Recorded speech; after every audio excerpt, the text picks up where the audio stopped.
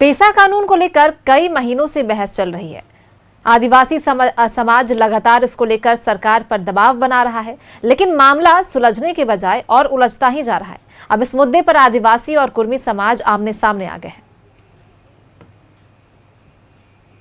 झारखंड में लंबे समय से पेसा कानून को लेकर पेच फंसा है। लंबे समय से इसको लेकर बहस भी चलती आ रही है। आदिवासी समाज सरकार पर लगातार इसे लागू करने पर दबाव बना रहा है। दूसरी ओर पेसा कानून को लेकर के बनाई गई नियमावली के ड्राफ्टिंग पर कुर्मी समाज ने सवाल उठा दिए हैं। यह समाज नियमावली के रीड्राफ्टिंग पर अब राज्य सरकार से मांग कर रहा है।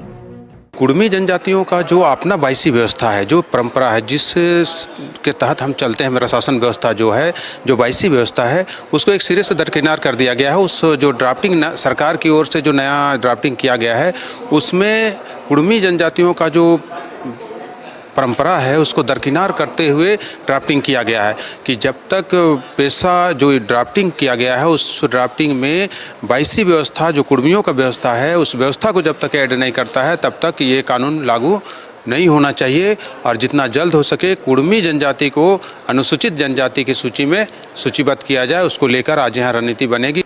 विरोध नहीं करते पेशा कानून का, लेकिन सही जगह पर हो, मेरा भी अधिकार बरकरार रहे, इसीलिए हम लोग लड़ाई लड़ रहे हैं और कुछ नहीं। मेरा तो वायसी ही है, वायसी व्यवस्था, लेकिन उसका भी तो जिक्र नहीं किया है, सिर्फ एसटी लोग का किया है। वो तो है, उसका तो जिम्मे अलग चीज़ हुआ। उसको इसलिए नहीं ला रहा है कि हम एसटी में नहीं है बोल के नहीं ला रहा है, और कोई कारण नहीं है।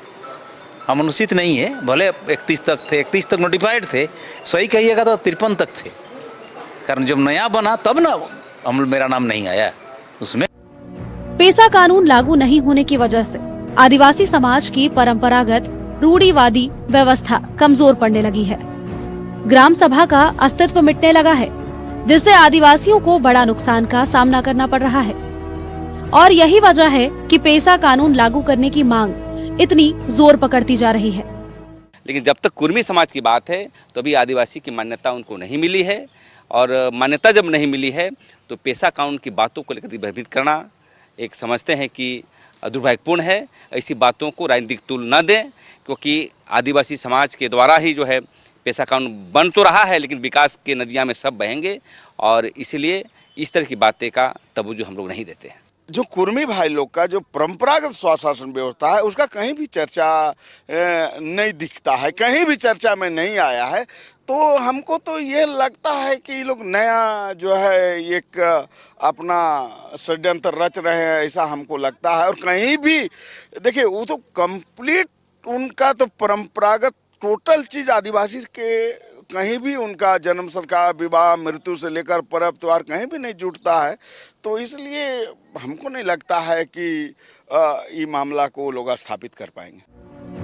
भारत के 10 राज्य 5वीं अनुसूची के अधीन आते हैं और इनमें से 8 राज्यों में पेसा कानून लागू है। झारखंड और उड़ीसा में अभी तक ये कानून लागू नहीं है, जबकि आदिवासी समाज की ये मांग दशकों पुरानी है। बावजूद इसके ये कानून अब तक लागू नहीं हो पाया। ऐसे में सवाल उठता है कि राज्य में पेसा का पेच सुलझेगा कब? न्यूज़ 11 भारत के लिए रांची से दीपक उरांव की रिपोर्ट।